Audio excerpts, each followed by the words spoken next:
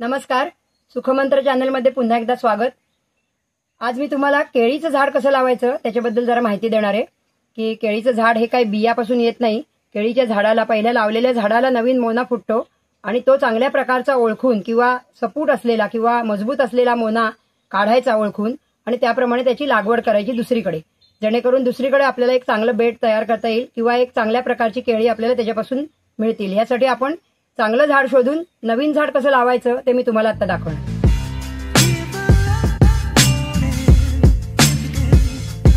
या माझ्या बागेमध्ये 2-3 प्रकारच्या केळी मी लावलेल्या आहेत, कारण बागेमध्ये खूप जागा असल्या कारणामुळे आम्ही वेगवेगळ्या प्रकारच्या केळी लावल्या। केळीचं वैशिष्ट्य असं आहे की केळीचं झाड हे सावली करतं खालती, मोठी पानं असल्यामुळे, त्यामुळे तण जे रुजतं खाली त्याचं प्रमाण पण कमी होतं तणाचं। त्यामुळे आम्ही केळी लावल्या होत्या। माझ्या बागेमध्ये तण खूप उगवत होतं, या कारणाने आम्ही ऍक्च्युली केळी लावल्या होत्या आणि त्याचा उपयोगही झालेला आहे आम्हाला की बहुतांश तण आमचं नष्ट व्हायला लागलंय, कमी होतंय, प्रमाण कमी झालंय आणि काही ठिकाणचं खूप कमी झालंय प्रमाण। तर त्यासाठी केळीची लागवड मेन करायची असते की आपल्याकडचं तण पण कमी व्हावं, जमिनीचं पोत पण चांगल्या प्रकारे सुधारतो, सावली राहते 12 महिने, त्यामुळे आम्ही ही केळीची लागवड केली। माझ्याकडे 2-3 प्रकारच्या वेगवेगळ्या केळी आहेत, पुढे तुम्हाला त्याचे बघायला मिळतीलच फोटोमध्ये। आमच्या बागेमध्ये मी ज्या केळी लावल्या त्यामध्ये मी विविध प्रकारच्या केळी लावल्यात। कोकणी पद्धतीने त्यांची नावं मी तुम्हाला सांगते। ऍक्च्युली त्यांची बोटॅनिकल नावं काही वेगळी पण असू शकतात, पण आमच्याकडे जे काही कोकणात त्याला म्हणतात त्याचं मी नाव तुम्हाला सांगते। आमच्याकडे इथे जिरेळची केळ म्हणून ज्याला म्हणतात, ती सोनकेळी आपण म्हणतो त्याला, पिवळ्या सालीची असतात, तर ती पण माझ्याकडे लावलेली आहेत। शिवाय माझ्याकडे तांबेळ केळ म्हणून येते, त्याची केळी लाल असतात आणि खूप पौष्टिक असतात तब्येतीला, तीही लावलेली आहे। त्याच्यानंतर अजून एक भाजीची केळ म्हणून येते, ज्याची आम्ही भाजी किंवा वेफर्स बनवतो, तर ती भाजीची केळही लावलेली आहे। आणि एक केळ अशी असते की ज्याची फक्त पानच उपयोगी येतात, त्याला लोंगर येतो पण तो लोंगर त्याला वांझा जातो, त्याच्यामध्ये केळं भरत नाही आणि त्याच्यामध्ये जेव्हा केळं भरतं तेव्हा पूर्ण ते केळं बियांनी युक्त असतं, म्हणजे पूर्ण जाड बियांनी आपली सरकी असते जशी कापसाची, त्या पद्धतीने सरकी सारख्या बिया त्याच्यामध्ये भरलेल्या असतात। या इथे एकदम पौष्टिक असा तयार झालेला सुंदर असा मोना आम्ही घेतोय आता हा लावायला, कारण की ज्याची लागवड केल्यानंतर त्याला चांगल्या प्रकारची केळी येऊ शकतील, त्यामुळे हा मोना मी इथे सिलेक्ट केलेला आहे, निवडलेला आहे काढण्यासाठी।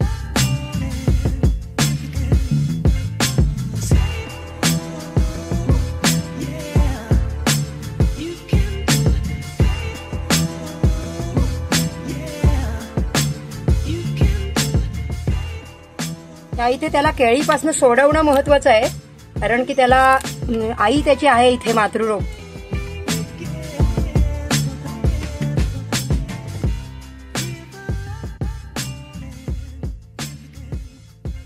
तर ह्याला मेन केळीच्या झाडापासून इथे आपल्याला अलगदपणे मोकळं करायचंय। इथे बघू शकताय की ह्या केळीच्या झाडाला या बाजूने हा कांदा चिकटलेला होता पूर्ण, आणि ह्या कांद्यालाच लागून ह्याचा हा मोना आलेला आहे आणि तो आता मोठा झालेला आहे।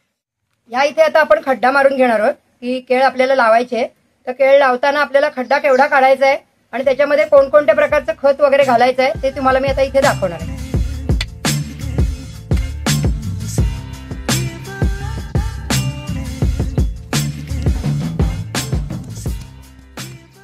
जमीन खणत असताना याच्यामध्ये गांडूळ बाहेर पडलाय, जो की शेतकऱ्यांचा मित्र आहे आमचा, तर आता त्याला साईडला ठेवलेला आहे इथे।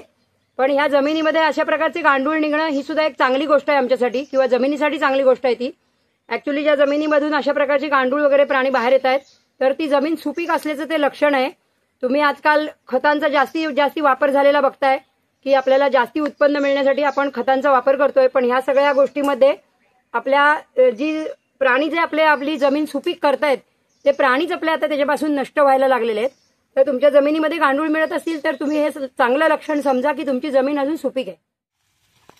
आपल्याला केळ लावताना खालती कुसव्याची माती घालायची, तर ती कुसव्याची माती म्हणजे कंपोस्ट खतासारखीच तयार होते, जे पालापाचोळा आपोआप पावसाळी इथे पडलेला आहे त्याच्यापासून तयार झाले। अशा प्रकारे खड्डा काढून झालेला आहे, इथे बघू शकताय की किती प्रकारचा खोल आपण हा खड्डा काढलेला आहे। तर ह्याच्यामध्ये आता आपल्याला पालापाचोळा आहे हा घेतलेला, त्यानंतर ही गांडुळांची माती आहे जी गांडुळांनी तयार केलेली, थोडीशी राख आहे घेतलेली, इथे आपल्या चुलीमधली आमच्या राख असते ती घेतलेली याच्यामध्ये, आणि ही जी माती घेतली आम्ही, तर ह्या मातीमध्ये थोडंसं लेंडी खत आणि थोडंसं शेणखत ह्याच्यापासून तयार केलेली ही माती आहे।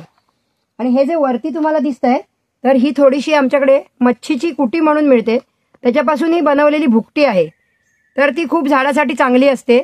तर त्याच्यासाठी आम्ही ही वापरायला आता इथे घेतलेली आहे.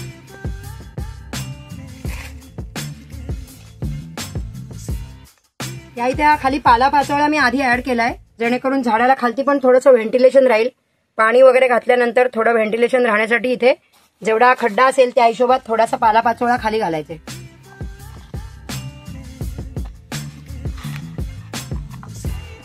ही थोडीशी राख आहे ती खड्ड्याच्या साईडने अशी घालून घ्यायची, जेणेकरून भविष्यामध्ये त्या केळीला जो एक रोग प्रकार असतो, केळीला रोग येणं हा एक प्रकार आहे, तर तो होऊ नये म्हणून आपण घेतलेली ही दक्षता आहे. हे जे कंपोस्ट खत आहे याच्यामध्ये लेंडी, शेण आणि कुटी, त्याला आमच्याकडे कुट्टी म्हणतो. कडबा कुट्टी वेगळी असते आणि ही कुटी आहे, याला कुटी असं म्हणतात, कारण ही माशांपासून बनलेली आहे पावडर. ही आमच्याकडे अवेलेबल होते, तर ती याच्यामध्ये आम्ही मिक्स करतो, जेणेकरून झाडाला जास्तीत जास्त याच्यापासून चांगली द्रव्य, मूलद्रव्य मिळतील आणि झाड चांगलं होईल. अशा प्रकारे या खड्ड्यामध्ये आता आपण सगळं ऍड केलंय आणि हे झाड आपण आता तिथे लावणार आहोत. पण एक झाड लावतानाचं मी वैशिष्ट्य तुम्हाला सांगते की आपण पटकन एखादं झाड लावत असताना जी रिकामी जागा मिळेल तिथे पटकन झाडाला खड्डा करतो आणि आपण लावून टाकतो झाड. आपल्या हे लक्षात येत नाही की हे झाड पुढे गेल्यानंतर किती वाढणार आहे आणि मग तो एरिया किती ते त्याच्या एरियामध्ये ते दिसणार आहे, त्याची पानं किती मोठी होणार आहेत याचा विचार आपण करत नाही. तर केळ लावताना हा विचार नक्कीच करा, कारण की जो खालचा एरिया आहे जागेचा उर्वरित जागेत तुम्ही नंतर ही केळ मोठी झाली की तुम्ही नंतर दुसरं त्याच्या खाली काहीही लावू शकत नाही, कारण पूर्ण सावली येते झाडाची. त्यामुळे जे उन्हात होणारी प्रकार असतील, भाजीपाला असेल, तत्सम गोष्टी आहेत ज्या त्याला सावलीच मिळते, त्यामुळे त्याला ऊन मिळत नाही नंतर. तर हे लावत असताना हे नक्की लक्षात ठेवा की हे झाड लावत असताना शक्यतो करून तुम्हाला ज्या जागेचा वापर करायचा नाहीये अशा जागेवर हे लावलं तर तुम्हाला त्याचा जास्ती फायदा होईल. शिवाय ही केळीचं एक अजून असं वैशिष्ट्य आहे की या केळीला आज मी इथे लावते आहे, पण पुढच्या काही दिवसात या केळीला पाणी घातल्यानंतर ही छान जगेल आणि त्यानंतर असं होऊन जाईल की या केळीच्या मोन्याला अजून काही मोने फुटतील. म्हणजे त्याचा जो मूळ कांदा आता आपण या केळीचा धरला तर त्याला साईडनी अजूनही 5-6 झाडं भराभर फुटू शकतात. पुढच्या वर्षापर्यंत याला साधारणपणे 1-1.5 वर्षामध्ये 15 ते 16 झाडं या केळीला फुटतात. तर तुम्ही एक विचार करा की ह्या एका झाडाचा विचार करून आपण आज लावले, पण 16 झाडं याला बाजूला फुटली तर ती केवढा एरिया घेईल हा विचार करूनच केळीचं झाड ज्याचे लावाल तिथे तो विचार करूनच हे झाड लावा.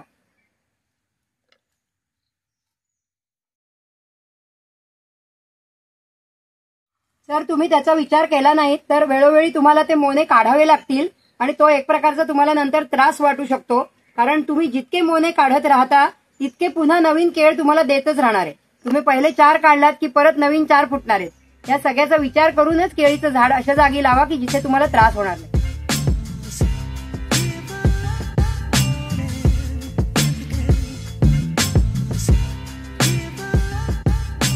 या पद्धतीने आतमध्ये माती आणि खत सगळं घालून घेतलेलं आहे आणि याला थोडंसं ह्या दांड्याने आता असं खचून घ्यायचं आहे.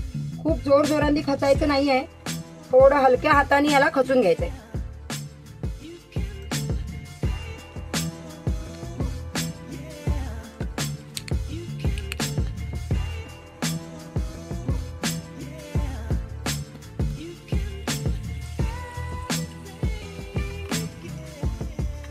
या केळीची लागवड आपण अशासाठी पण करतो, मी तुम्हाला मगाशी सांगितल्याप्रमाणे, की जिथे तण खूप रुजत असेल तुमच्या इथे तर तुम्ही तिथे पण केळी लावू शकता, कारण की त्याच्यावरती सावली झाल्यामुळे तुमच्याकडचं तण खूप प्रमाणात कमी व्हायला मदत होईल. शिवाय तुम्ही जर आंतरपीक म्हणून शेतामध्ये किंवा कुठेही बागेमध्ये जर दुसरी कोणत्याही प्रकारची सुपारी, नारळासारखी जी नाजूक झाडं आहेत ती लावत असाल तर त्याच्या साईडला जर तुम्ही कुठेतरी जर केळीची रोपं लावलात तर ती सावली टिकवून ठेवते आणि जमिनीतली आर्द्रता आहे जी पाण्याचा भाग आहे तो टिकून राहू शकतो तुमचा, त्यासाठीही तुम्ही ती लावू शकता. केळीच्याही विविध जाती आहेत, विविध रंगाच्या आहेत त्या, आणि छान छान केळी आहेत. तर तुम्ही अशा प्रकारची केळीची रोपं जिकडे तुम्हाला अवेलेबल होतील तिकडनं तुम्ही मिळवून ती लावू शकता आणि छानपैकी तुमच्या घरी लावलेल्या केळ्यांची किंवा झाडांपासून निर्माण होणारी मिळणारी केळी आहेत ती तुमच्या संपूर्ण कुटुंबालाही खायला मिळतील आणि त्यातला आनंद तुम्हाला उपभोगता येईल. स्वतःनी लावलेल्या झाडाला फळ आल्यानंतर ते खाणं ह्याच्यासारखा दुसरा आनंद नाहीये. हाच माझा आजच्या व्हिडिओचा सुखमंत्र आहे.